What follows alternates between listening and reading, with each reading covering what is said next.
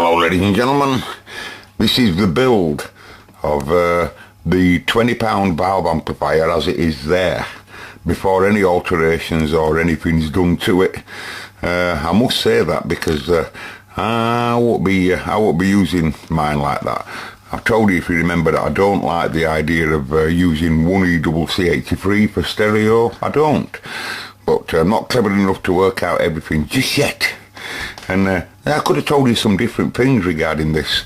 You know, I could have explained it better, but it were good enough, I suppose, to get you going. I see I have created some interest.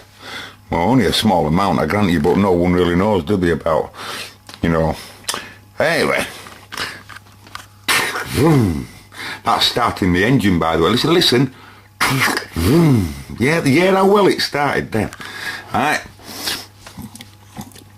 These come out of that Tektronix valve oscilloscope that I stripped down. Oh, I've got 277,449 of them, and they're beautiful. They really are good, folks. They're good for one made way. They can take some bloody heat, can them. And also, if you just look at the earth tags that they've got all the way around, there's two. You see the earth tag there. There's one there, so you can bolt it to ground, obviously, on a metal chassis like exhibit, and you've got all these earth tags there. One there, another one there, another one over yonder. Like I said, two at each side. Where have you gone? Two at each side, and now notice that on this particular valve holder, there's no metal spacing in the centre. Right, now just stand by one moment, please. That's another exhibit, D4227, a little audio transformer there. And people didn't write in what it were, did they? No, they didn't though, did you? Now, it's a single-ended power amp. We won't go into that right now. Right, can you look at that? This is something else. It's just a power supply, but can you notice it's got a lug in the centre? Now, this lug in the centre can be used for anything that you want, right? It's not connected to any of the valve pins. Lots of people use it for grounding. That's why you see it having many holes there. It's because it's up to the user on how he uses that. Lots of people use it for a ground connection. I can't remember whether it is here, but that's beside the point. But and some people use it for a lug. Like, for example, if they've got several anode wires, they might use that as a lug to bring the several there, and then have a small wire coming down to anode connection or something. You know, they can use it for out, right? But what's important, and it is important to say this, is that different valve holders like Exhibit F are really good for preamp stages, because you can bring the grounds of the connection, right? You see, you know, you really need to be keeping your cables that's carrying audio as small as possible and as closest to the grids as possible. You can use all kinds of things like ferrite beads and all kinds of stuff on grids to keep them spotlessly clean from AC and stuff, because AC is the only thing that you're going to be bringing up unless we run the heaters on DC. Now in this case it's run on AC. Right, so you know, if we give it a valve holder, like for example, you know, and we have long trailing grid connections, you know, or whatever, we could really, you know, I expect this thing when I build it, I expect one of the first things it'll do is buzz its bollocks off. I do, right? We need to say that now, but you got to understand, I can test a million things on that amplifier. You know, just in looking at its DC condition first. I don't expect it to be AF clean. I expect it to be on the opposite of that. For that reason, that it's not in a metal cabinet. All the transformers are wide open to space. You know, if you look at something like a quad, for example, you don't see the transformers. And that's because they're underneath metal boxes that's grounded.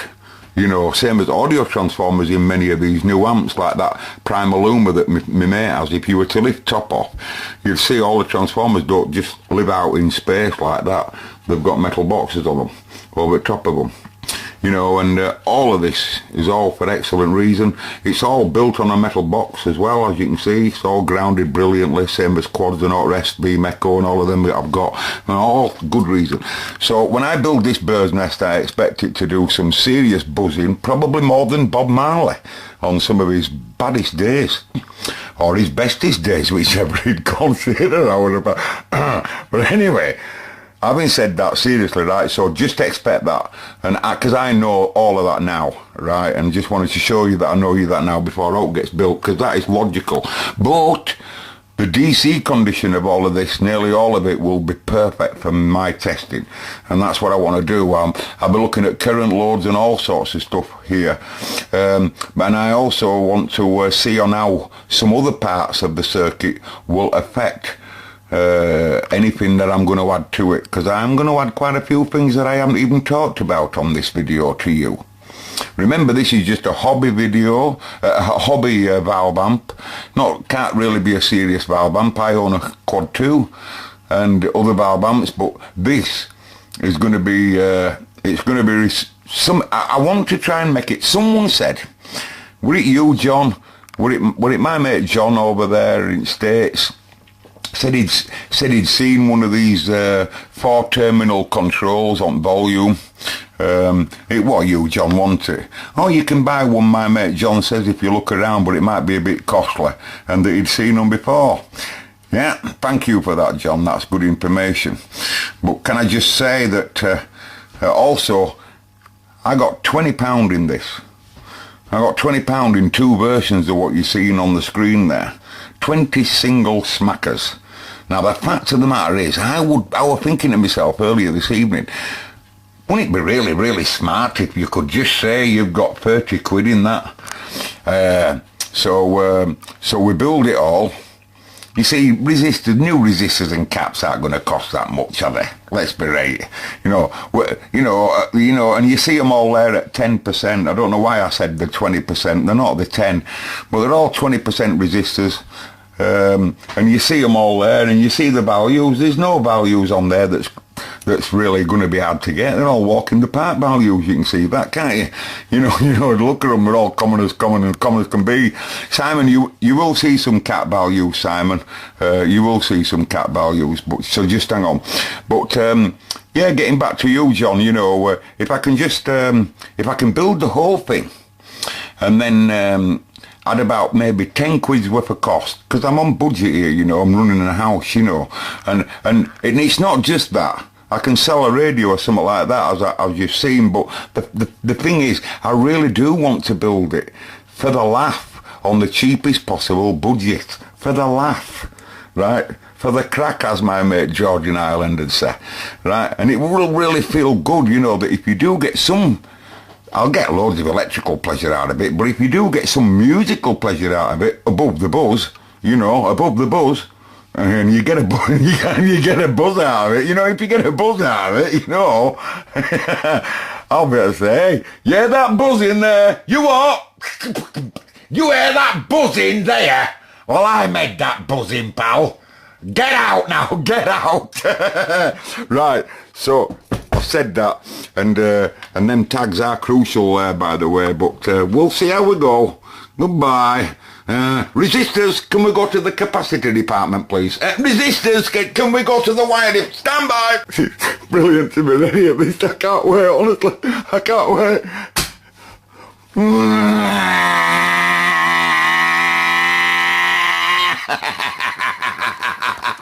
I'd like to take this opportunity at the very beginning, because this is important video to me.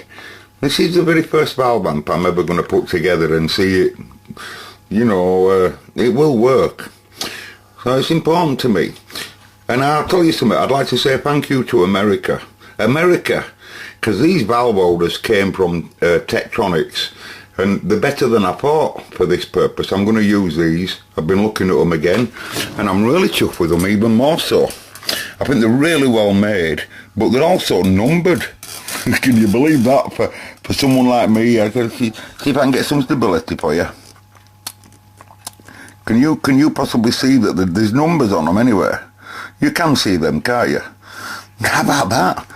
because it's so easy to get bloody numbers wrong way around, you know, when you're looking at it, but as soon as you turn it round, you know, you'd be surprised on how easy it is to get just one mixed up. Other day I was making some and I got the connections completely reverse way around all this side. I'd got them all on wrong side. No damage done though, luckily, no damage at all, because like I say, it's important to be bringing stuff up slowly, but they're sexier then, folks.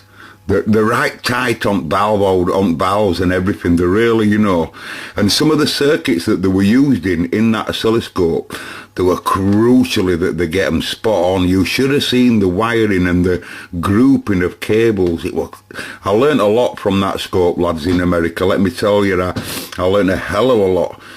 Ferrite beads and everything were used. It were really, you know, tuned circuits right at the valve base. They were using trimmers.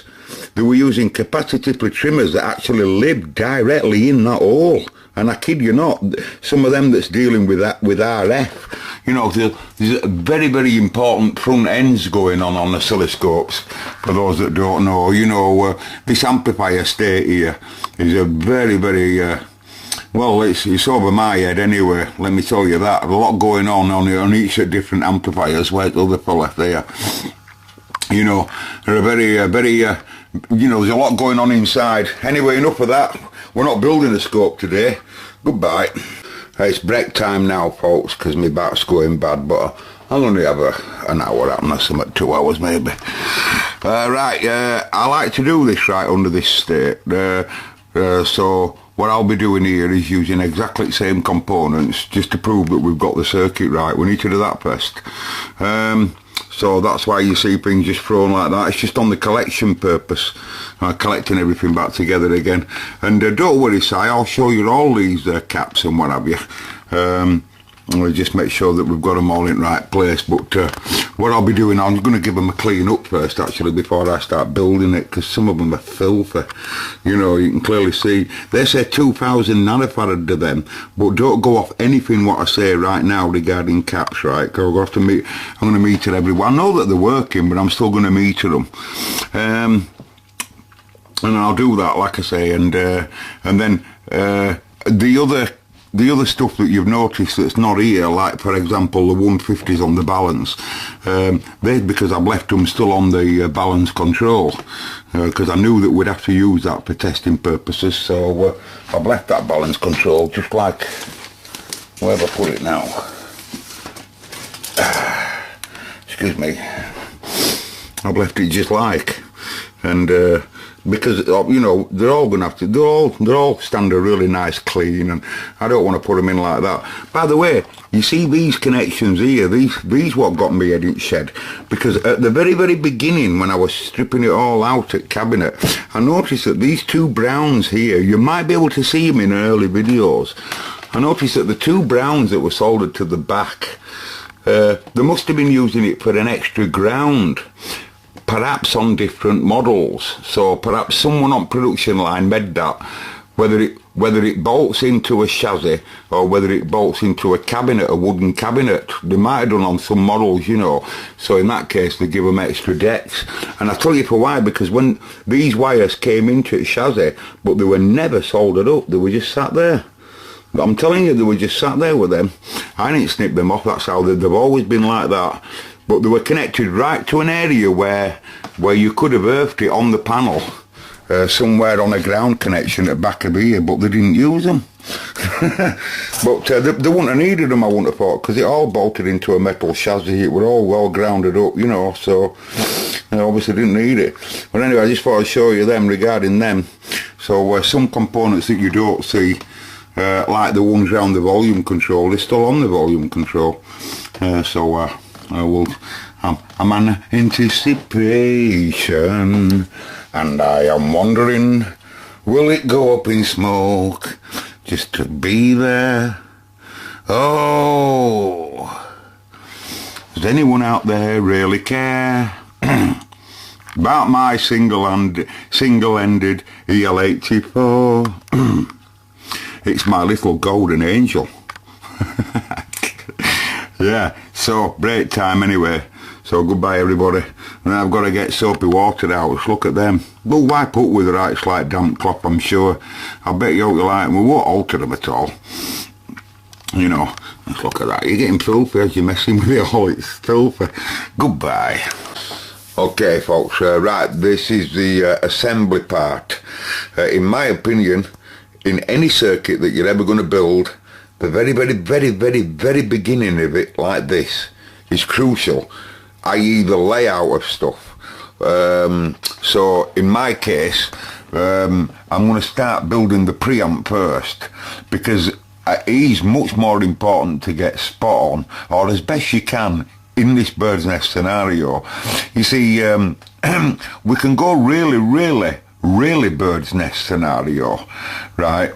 There's several things that I need to say, right? And people say that they do like me babbling on, and I do think it's a good way. I've always said that the best way to learn is to take it as though you don't know nothing. My dad always used to say that. He used to say, get the books that speak the language that you speak. All them technical jargons and all the rest of calculations, when they go straight into calculations and stuff. You know, most people can't start from there, obviously, you know, and they do everybody's head in, you know. My dad always used to say that the bestest books are the ones that speak your language. And, you know, can't emphasise that anymore, but I always would like an idea of coming onto someone's video personally, and he starts the whole process of fixing the CB radio, whatever, from as though you don't know nothing. And you know, that's the way. And then anyone then can, because there's loads of pros on this tube, there really is. And I'm at the beginning of this tube, carry on. In my opinion, I'm right a virgin. I really am a virgin. And that's brilliant, because it's great learning. You can take in the input that I'm getting. I can't tell you everything, because I'm reading all the time. I love reading. You can't beat reading about all of this. It's an addiction. But anyway, the point is, right, is several things that I really need to achieve. Like I said earlier, we need to see that this circuit works that I'm making. And I do not want, this is crucially important, right? And I'm telling you now, this is underlining 3 times in red. One thing that's absolutely come very obvious to me is that when I was getting all that stuff from my Uncle Paul, who in my opinion were an absolute valve god, and I swear that's true even to this day, on everybody's forum I've ever read about all different people. I'm sorry, but my Uncle Paul seemed to me he were a god. He were a god. If you could have seen the stuff that he were on with and doing with and messing with, he were a god. Everybody I talked to that know him down there where he lived, they all say he were an absolute god. He did all kinds of things in radio that I don't really want to talk about on here, because it wouldn't be right, you know. Let me just tell you, he were a god. He were a valve god. Now, but the one thing, I got loads of stuff when it comes to knowledge, just by looking at some of Paul's stuff. Didn't get a lot to repair, like I've said, but one thing I really come apparent to me is how come Uncle Paul always seemed to just change the parts that was required, right? And you could clearly see capacitors and resistors that had been pulled up at one end and tested and what have you, and put back. You could see where it needed new capping, it'd get new caps. You could see where resistors wanted upgrading, he'd upgrade them. He were brilliant, I'm telling you. But what were really surprising is the fact that he kept the parts working for as long as he possibly could. Now then, at the very, very beginning of when I learnt that, just by looking at Paul's stuff, I was quite surprised at that. I thought he'd have gone for all the recapping and blah, blah, blah and all of that. And then I started, as I'm getting more interested in valves, I started going to different websites. DIY audio is just one of them, but you know, it's like, oh, else we'll look at loads. And I noticed that the professionals always say that the best way to rebuild an amplifier, if you love the sound of that amplifier and you want to rebuild that amplifier, do not rip out its heart.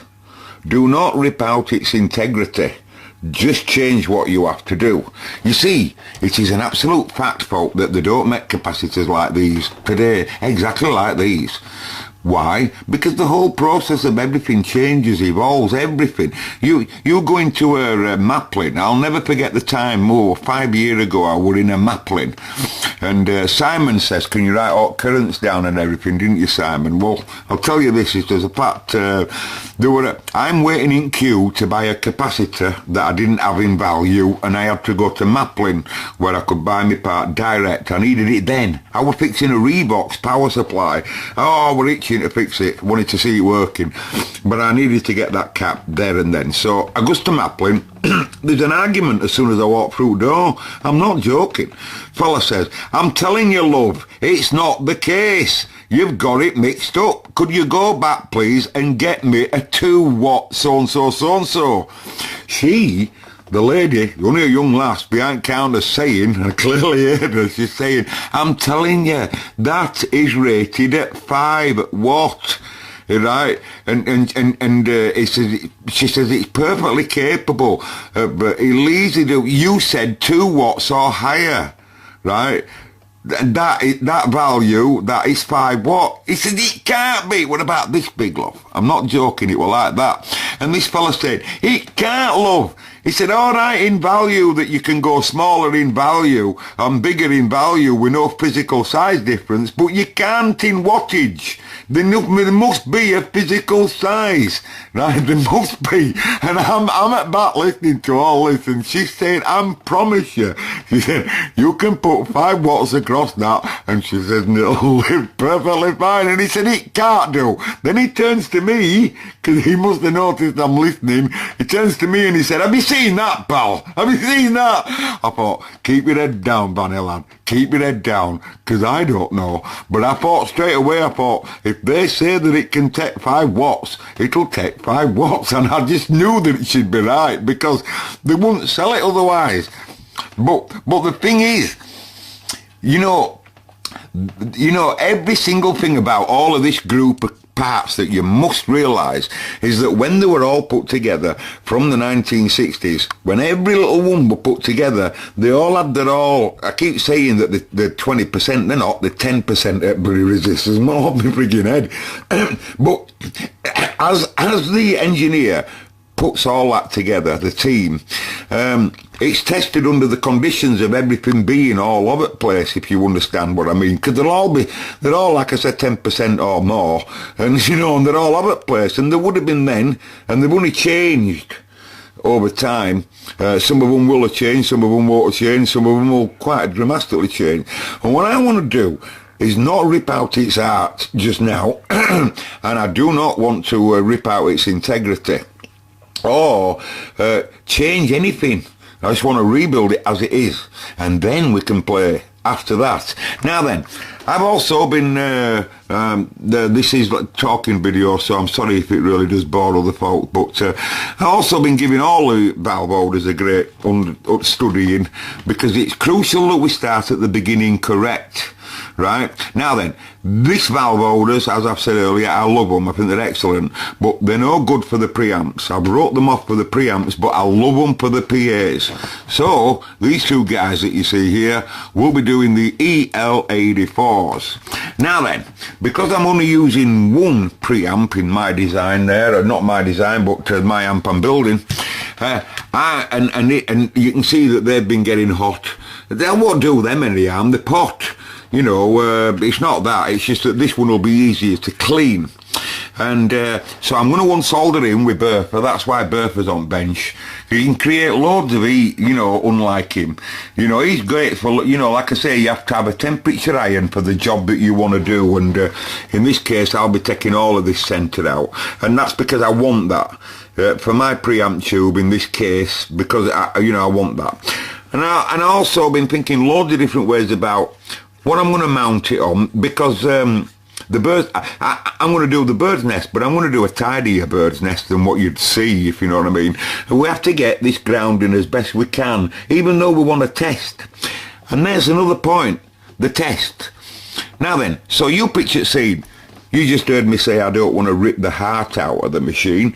I don't want to ruin the integrity. Well, if you keep pissing around pulling capacitors up that's 50-year-old, something's going to snap off. Alright, so before all them get cleaned with a bit of steel wool, and every single one of them all get cleaned with a bit of steel wool, they'll all clean back up like new. Now, you'll notice that I haven't bent some of them straight on purpose, and some's got sleeves on, if you can notice them, some's got plastic sleeves on, so you can allow them to sit on a metal cladded board, but other types, for example, you cannot, or don't have sleeves on, right? And you don't want to be pulling out off. I can see he's been getting a little bit tired, but I don't know what he tests like, but we know it works. You can even see the little white sleeve, and that's because as leg were coming down, if it were to touch on that metal frame, it would short itself, you see. So electricians even went to trouble to put a sleeve there, and so it just can't possibly touch the metal frame, which would be ground theoretically.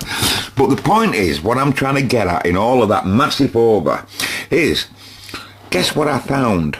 And I said to myself, oh yes, that'd be brilliant. That'd be absolutely brilliant. Now I swear you folks, I haven't bought them. They come from my Uncle Paul. And there's so many different ways I could use them for this particular job. They'd be brilliant. They really would. For example, idea 724 is to this, and you know, look at the amount let me show you in detail what you got here. You've got a copper clad, it's just a copper clad, for those that don't know, and on the other side it's just normal, whatever it is, fiberglass, just like a normal circuit board. And using your drill bit there, you know. Now then, and loads of other attachments, you know, you can, now I could solder loads together like that, and I could square them up perfect, like make a jig, and then I could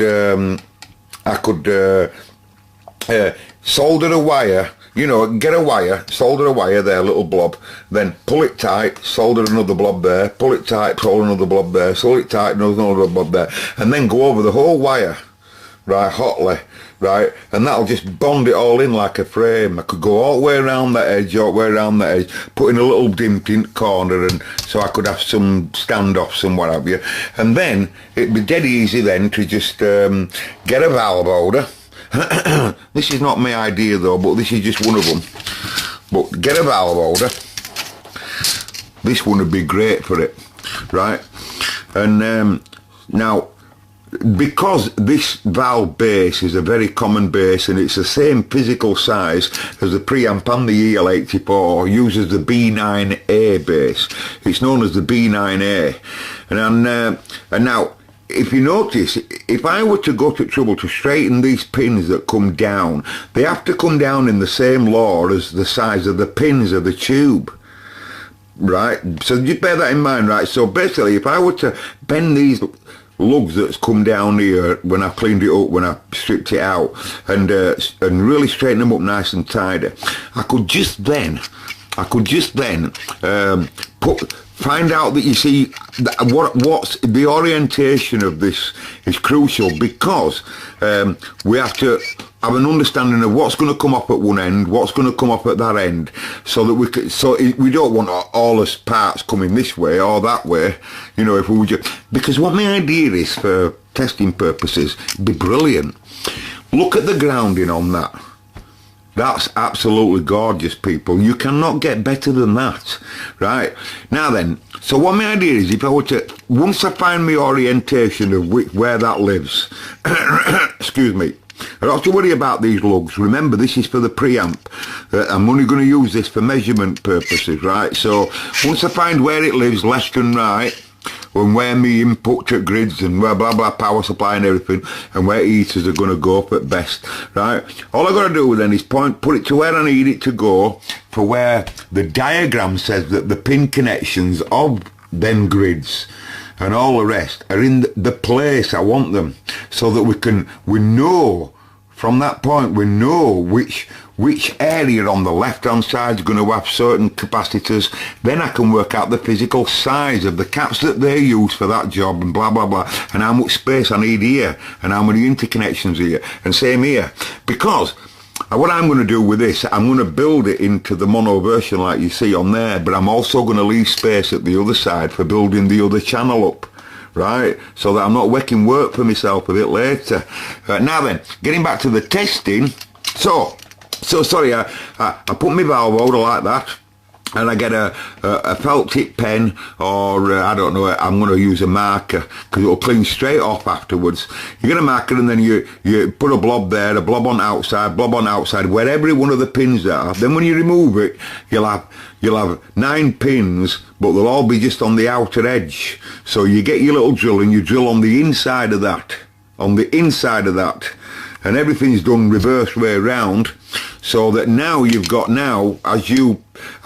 I now take that valve holder out, right, and unsolder it, right, I'll then, using this again as my key, it's got an hole in the middle, so I should just plot that in there in right place, find my centre with a nail or something to scratch that copper clad, then I'll drill that through.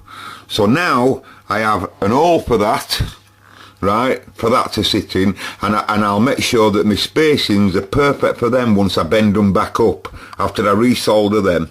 And then I'll have a scenario then where I can just plug the old base straight into my hole that I've made, so that now that porcelain type pot valve holder with its earth plug in centre will now drop straight into there. Right, the only difference is now the earth clad will be shorting out every one of the pins, but just using my little grinder bit on end, not that, a much smaller one, I'll just literally grind out where I need the spacers, so that way I can make as much grounding as I possibly can here, and in many places, to make sure that tube base, not that one of course, but this one, is all ground. You see, if you look at the heaters, pin 4 and 5 are soldered together, and it's directly connected to ground and all. And also notice that the EWC 83, the common, which is brilliant design, the common to the heaters, i.e. the one where the heaters are going to come in, is the closest one to where the ground is. Right, so you can really see what them guys were studying, can't you? So you know, they're trying their hardest to keep the AC as really well grounded as possible. So, and also the tube base and like a metal foil directly underneath the amplifier with all this ring.